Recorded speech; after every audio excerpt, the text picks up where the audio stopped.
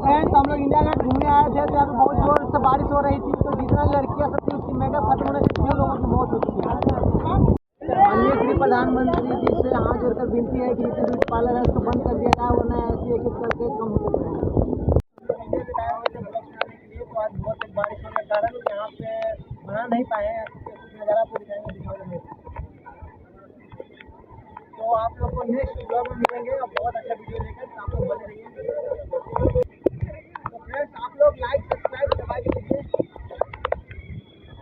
और बारिश का मजा लीजिए। बारिश में आइए घूमने के लिए इंडिया गेट, और देखिए इंडिया गेट का नज़ारा पूरा बारिश का कितना मस्त है। ये देखिए को बहुत मस्ती कर रहे हैं हम लोग। ये देखिए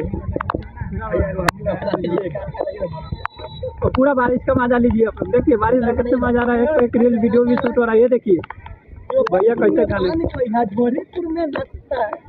और बहुत मस्ती अच्छा वीडियो भी मिलेगा आप लोग। देखिए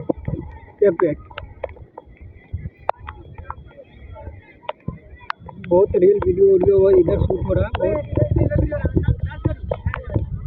जोधपुर में पानी खोया जोधपुर में सत्रह वीडियो बारिश काला हो क्या हो मैंने बना ले